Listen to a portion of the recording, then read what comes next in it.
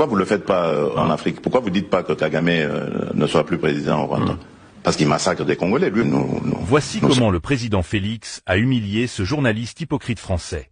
Cette interview était passée sur la chaîne télévisée française NC, mais depuis lors, la vidéo a été supprimée de la chaîne. Ils ont juste laissé un court extrait de quelques secondes. Écoutez le message du président et on revient après. Comment comprenez-vous que, apparemment, la Chine ou la Russie, qui ne sont pas des régimes démocratiques, eux, arrivent à progresser en Afrique? Mais parce qu'ils ne viennent pas avec cette approche-là. Ils ne viennent pas avec cette arrogance, cette façon de donner des leçons qui est frustrante, en fait. Vous voulez dire que les Chinois ou les Russes se comportent mieux que nous occidentaux actuellement, selon vous? Mais bien sûr.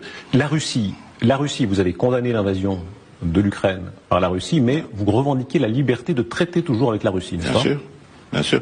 Aujourd'hui en France, on a condamné Israël pour certains de ses actes à Gaza.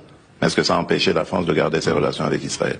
Pourquoi est-ce que quand ça arrive aux Africains, on veut les juger? On n'a pas à nous juger. Nous avons le droit d'avoir les amis que nous voulons, et nous sommes amis à tous ceux qui veulent être nos amis. Qui ramassera le plus la mise en Afrique entre la Chine, la Russie, les islamistes?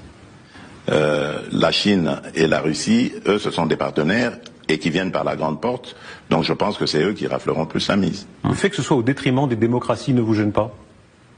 Que ce soit des régimes autoritaires? C'est quoi la démocratie? Alors il y a une différence. Quand on vit dans une démocratie ou dans une dictature, je vous assure qu'il y a une grande différence. C'est vrai que, permettez-moi d'inverser un peu les rôles, c'est quoi la démocratie? Je me suis rendu en Chine au mois de mai dernier, de l'année passée. Et donc j'ai vu des Chinois à qui j'ai parlé en aparté, qui m'ont dit qu'ils étaient heureux de vivre dans leur pays et dans le système dans lequel ils sont. Qui suis-je pour aller juger ce système et dire qu'il n'est pas démocratique? C'est malheureux, ils sont déportés, arrêtés, torturés. Voyez-vous ça? Non, je ne sais pas. Oui, Tiananmen, mais c'est une manifestation comme toute autre. Il y en a eu ici. N'y a-t-il pas eu de manifestations à Paris qui ont causé des morts? Je vous ai dit, moi je me méfie aujourd'hui des médias parce qu'on peut faire dire tout ce qu'on veut aux médias tant qu'on a les moyens. Donc moi je regarde les choses avec mes yeux, pas avec les yeux des autres. Et le lien que vous maintenez avec la Russie, on va voir ce qui se passe lors du débarquement ici, en France, si les Russes viennent, qui vient, etc.